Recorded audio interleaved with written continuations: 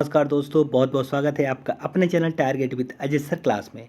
दोस्तों, मैं प्रकाश सर एक बार फिर आपके लिए उपस्थित हूँ बाल विकास एवं शिक्षा शास्त्र के प्रश्नों के साथ। बहुत ही ज़्यादा महत्वपूर्ण प्रश्न होंगे। जैसा कि आप लोगों ने थंबनेल में देखा होगा, अगर आप 20+ करते हैं तो आपकी तैयारी बहुत ही अच्छी है। ठीक है, देखते हैं किसमें कितना है दम। अगर 25+ करते हैं तो आप सीटेट एग्ज़ाम में 125+ नंबर गेन कर सकते हैं। तो बिना किसी देरी के हुए चलते हैं प्रश्नों की तरफ और देख लेते हैं प्रश्न नंबर 1 क्या है। ठीक है, सारे प्रश्न बहुत ही ज़्यादा महत्वपूर्ण होंगे। आप बताएंगे आपके कितने प्रश्न सही हुए। सारे प्रश्नों को देखेंगे, टॉप 30 प्रश्न होंगे। कमेंट बॉक्स में अपने आंसर को आप लोग जरूर बताएंगे। प्याजे मुख्य रूप से किसके अध्ययन के लिए जाने जाते हैं? यौन विकास, भाषा विकास, संज्ञानात्मक विकास या सामाजिक विकास। और इसका राइट आंसर हो जाएगा ऑप्शन 3, संज्ञानात्मक विकास। संज्ञानात्मक विकास के अध्ययन के क्षेत्र में जीन पियाजे जी का सिद्धांत एक अभूतपूर्व सिद्धांत आका गया है। उन्होंने बालकों के चिंतन प्रक्रिया के विकास के जैविक तथा संज्ञानात्मक तत्वों पर बल डालते हुए संज्ञानात्मक विकास की व्याख्या की है। इसके अंतर्गत उन्होंने अनुकूलन, साम्यधारण, संरक्षण और संज्ञानात्मक संरचना आदि दिया है। ठीक है, और संज्ञानात्मक विकास के अंतर्गत इन्होंने 4 स्टेजेस दिए हैं। चलते हैं प्रश्न नंबर 2 के तरफ। प्रश्न नंबर 2 होगा, जब मानव शरीर के एक भाग को दिए गए प्रशिक्षण का अंतरण दूसरे भाग में होता है तो इसे कहते हैं क्षैतिज अंतरण, ऊर्ध्व अंतरण, द्विपार्श्विक अंतरण या उपरोक्त में से कोई नहीं। तो इसका राइट आंसर हो जाएगा ऑप्शन 3, द्विपार्श्विक अंतरण। द्विपार्श्विक अंतरण या ब्रास शिक्षा मानव शरीर के दो समान पार्श्वी भागों, जिसे लेटरल एस्पेक्ट कहते हैं, बायां तथा दायां, जब शरीर के बाएं अंग से सीखे गए कौशल का अंतरण स्वतः दाएं अंग से सीखने पर दाएं अंग में लिखे गए कौशल का अंतरण स्वतः बाएं पर होता है तो वह क्या कहलाता है? द्विपार्श्विक अंतरण कहलाता है। दोस्तों, सारे प्रश्न बहुत ही ज़्यादा महत्वपूर्ण होंगे। अगर प्रश्न अच्छे लगे तो प्लीज़ आप हमारे चैनल को सब्सक्राइब कीजिएगा, बेल आइकन को प्रेस करिएगा इसी प्रकार के प्रश्नों के लिए, और अच्छी सीटेट की तैयारी के लिए अपने दोस्तों के पास ज़्यादा ज़्यादा शेयर भी करेंगे आप लोग। ठीक है, ताकि आपकी तैयारी के साथ साथ आपके दोस्तों की भी तैयारी अच्छी हो सके। ठीक है, तो चलते हैं प्रश्न नंबर 3 की तरफ। और 3 नंबर प्रश्न है, दिए हुए प्राप्तांकों के समूह में जो प्राप्तांक बहुधा सबसे अधिक बार आता है उसे कहते हैं मध्यमान, बहुलक, मध्यांक या मानक विचलन। ठीक है, और इसका राइट आंसर हो जाएगा ऑप्शन 2 इज राइट। ठीक है, बहुलक कहते हैं। बहुलक या बहुलांक भी इसे कहा जाता है। बहुलक सांख्यिकी की केंद्रीय प्रवृत्ति की माप का भाग है, जिसमें माध्य, माध्यिका व बहुलक भी आता है। प्राप्तांकों में जिस प्राप्तांक की आवृत्ति सबसे अधिक होती है वह बहुलक कहलाता है। इसे निम्न सूत्र से ज्ञात किया जा सकता है, मीडियन मीन। ठीक है, 3 मीडियन माइनस मीन, ये होता है फॉर्मूला। ठीक है,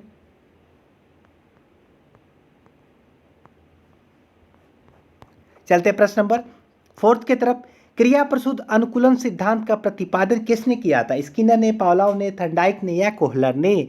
बहुत ही ज़्यादा महत्वपूर्ण प्रश्न है और आप लोग इसका आंसर जानते होंगे कि क्रिया प्रसूत का सिद्धांत किसने दिया था। तो ये दिया था स्किनर ने, और स्किनर ने चूहे पर और कबूतरों पर प्रयोग किया था।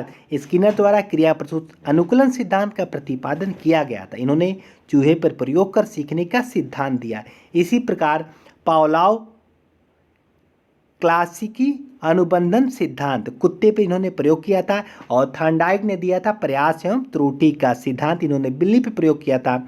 और कोहलर ने दिया था सूझ का सिद्धांत, इन्होंने बंदर पे प्रयोग किया था, और बंदर का क्या नाम था? सुल्तान नाम था। ठीक है, चलते हैं प्रश्न नंबर 5 की तरफ। अल्बर्ट बंडूरा निम्न में से किस सिद्धांत से संबंधित है? व्यवहारात्मक सिद्धांत, सामाजिक अधिगम सिद्धांत, विकास का संज्ञानात्मक सिद्धांत, विकास का मनोसामाजिक सिद्धांत। और इसका राइट आंसर हो जाएगा ऑप्शन 2 इज राइट, सामाजिक अधिगम सिद्धांत। ठीक है, सामाजिक अधिगम सिद्धांत को बंडूरा द्वारा 1969 से 71 में दिया गया। यह व्यवहार रूपांतरण के नियमों तथा संज्ञानात्मक मनोविज्ञान का संतुलित संश्लेषण भी है। चलते प्रश्न नंबर 6 की तरफ।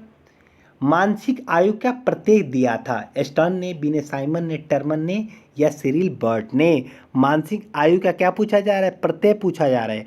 अगर सूत्र पूछा जाता तो सूत्र का हमारा राइट आंसर हो जाता MA/CA दिया था एस्टॉन एम कोहलमान ने, और टर्मन ने दिया था MA/CA इंटू 100। और प्रत्यय की बात करें, कंसेप्ट की बात करें, तो बीने साइमन ने दिया था इसे 1905 में।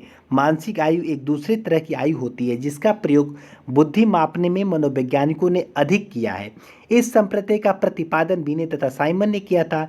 तैथिक आयु से तात्पर्य व्यक्ति के जन्म से लेकर आज तक की आयु से होता है, जबकि मानसिक आयु उसकी बुद्धि लब्धि होती है, और है भी बुद्धि लब्धि मानसिक आयु 100 तैथिक आयु। ठीक है, चलते हैं प्रश्न नंबर नेक्स्ट की तरफ।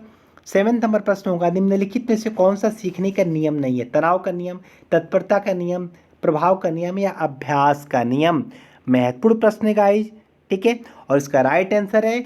और सीखने के नियम किसके द्वारा दिए गए हैं? तो थॉर्नडाइक ने 3 सीखने के नियम दिए थे, तत्परता का नियम, प्रभाव का नियम और अभ्यास का नियम। तनाव का कोई भी नियम नहीं है। ठीक है, थॉर्नडाइक ने अपने प्रयास व त्रुटि के अधिगम सिद्धांत में इन तीनों नियमों को दिया है। ठीक है, जो दोस्त चैनल पे पहली बार विजिट करें प्लीज़ चैनल को सब्सक्राइब करें और वीडियो तक अंत तक देखें। और वीडियो आपको पसंद आए तो लाइक करें और अपने दोस्तों के पास अधिक से अधिक शेयर करें, और कमेंट बॉक्स में जरूर बताएं कि आपके कितने प्रश्न सही हुए हैं 30 में से। ठीक है, चलते हैं प्रश्न नंबर 8 की तरफ। 8 नंबर प्रश्न है, संबंध प्रतिक्रिया सिद्धांत में पावलोव ने प्रयोग किया।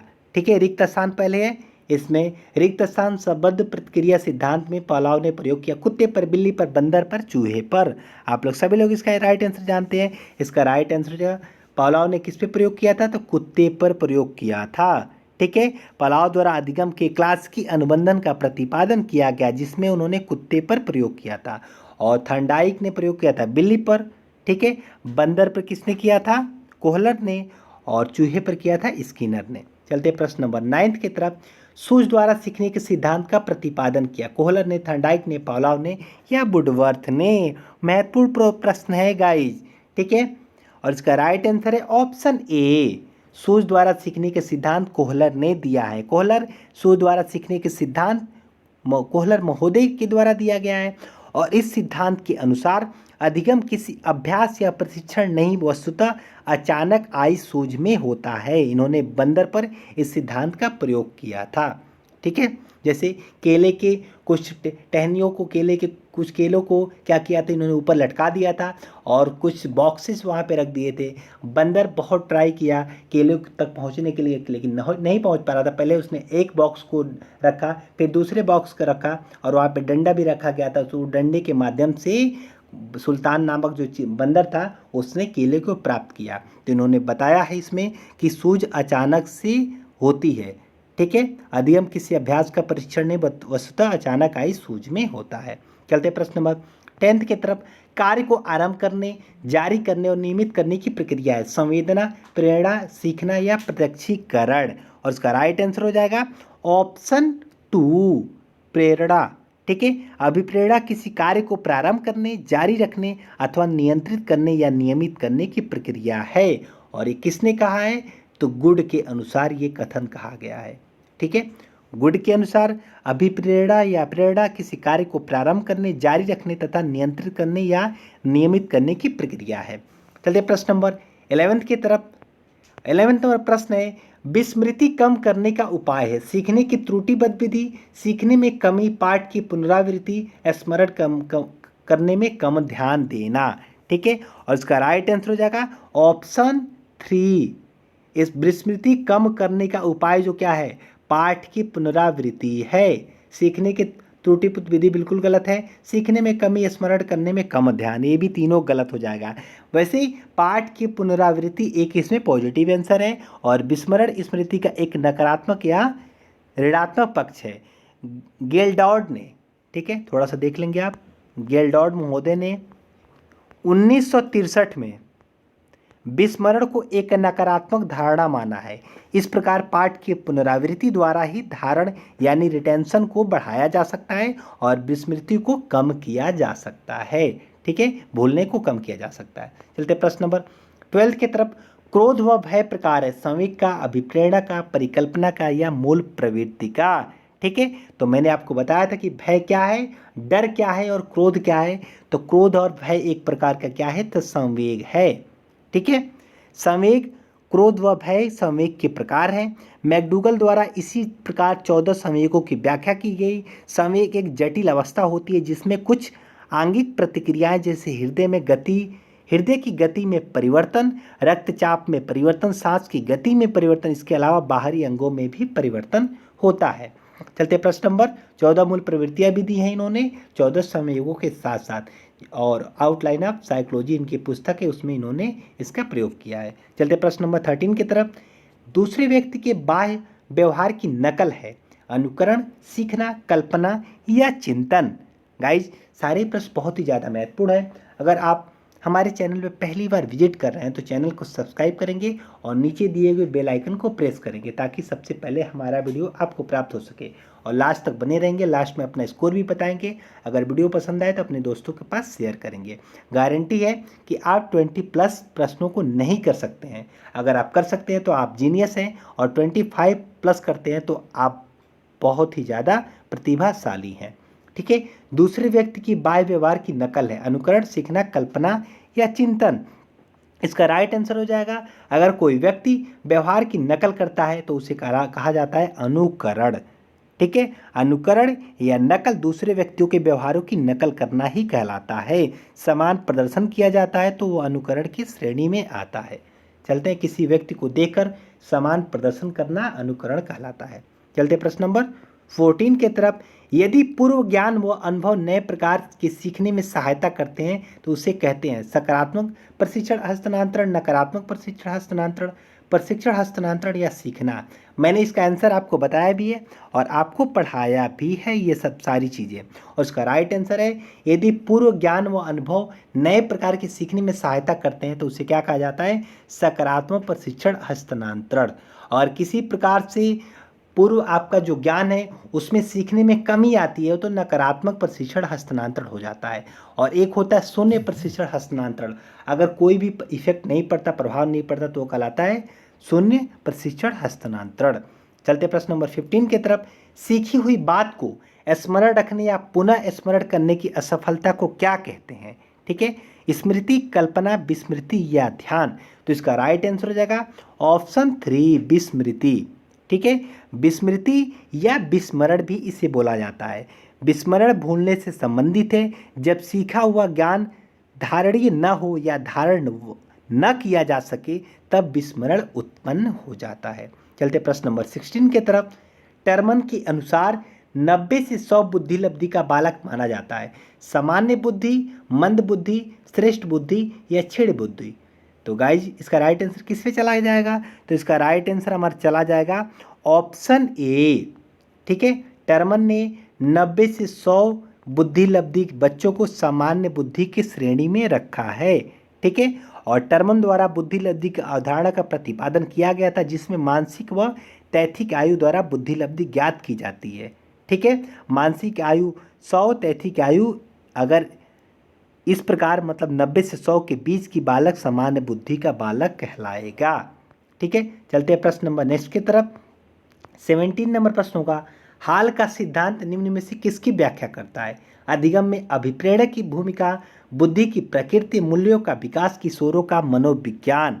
ठीक है, और इसका राइट आंसर है ऑप्शन डी इज राइट, किशोरों का मनोविज्ञान। ठीक है, हाल ऐसे मनोवैज्ञानिक थे जिन्होंने पहले अमेरिका में किशोरावस्था का वैज्ञानिक अध्ययन किया, और हाल के अनुसार किशोरावस्था एक आंधी या तूफान की अवस्था होती है।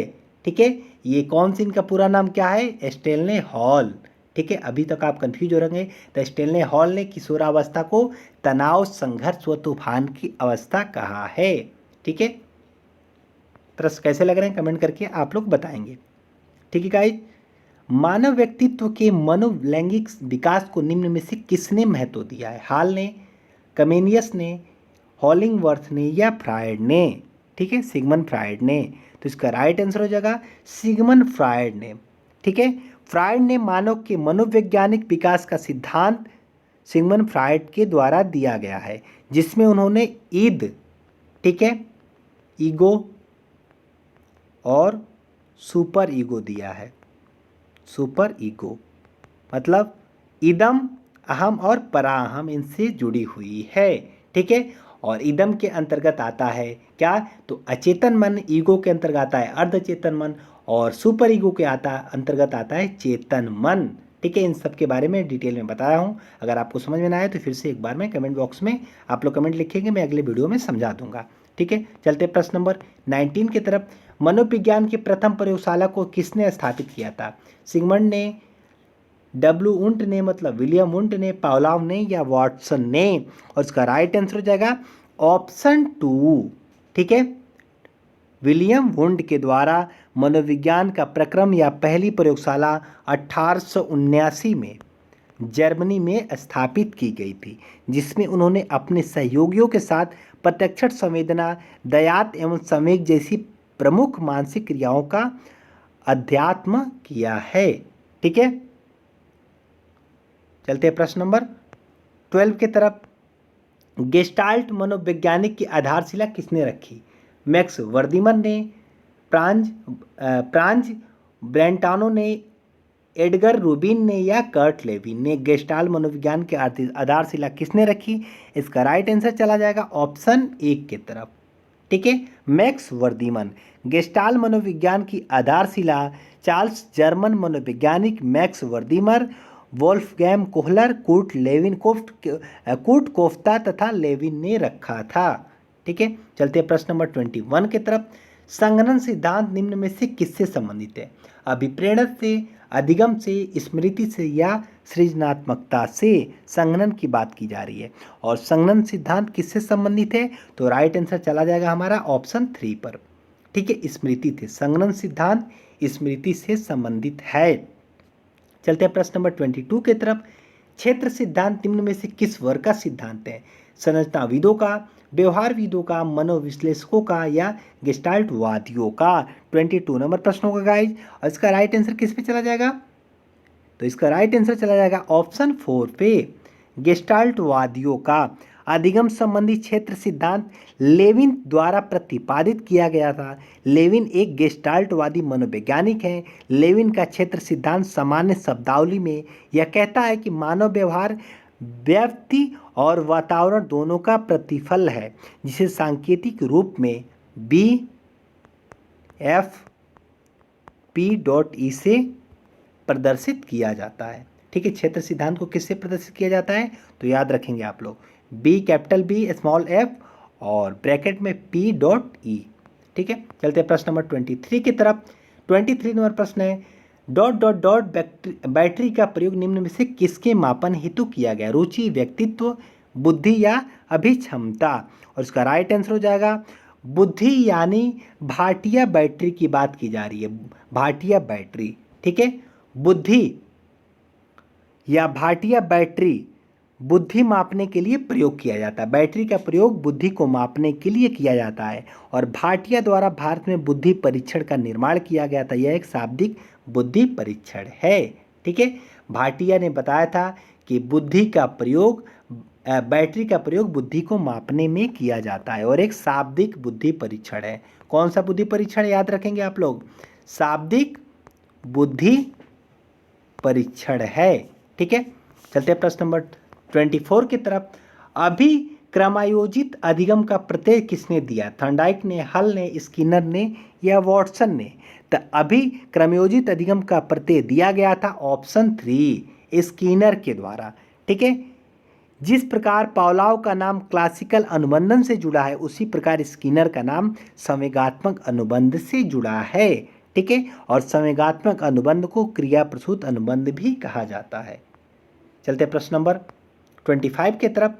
व्यवहारिक क्षमताओं में वह सापेक्ष अस्थायी परिवर्तन जो कि प्रचलित अभ्यास का परिणाम होता है, उसे क्या कहते हैं? अभिप्रेरणा, अधिगम, अभिवृत्ति, या अभिक्षमता? और इसका राइट आंसर हो जाएगा 25 का राइट आंसर हो जाएगा ऑप्शन 2। ठीक है, अधिगम।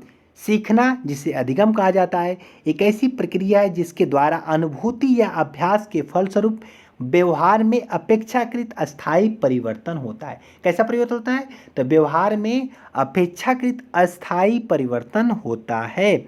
चलते हैं नेक्स्ट प्रश्न 26 की तरफ सॉरी। संज्ञान किस बुद्धि के सिद्धांत का हिस्सा है? समूह कारक सिद्धांत, प्रतिदर्श सिद्धांत, गिलफोर्ड का सिद्धांत, या फ्लूइड तथा ब्रिस्टलाइट का सिद्धांत। और इसका राइट आंसर है 26 का 3, गिलफोर्ड का सिद्धांत।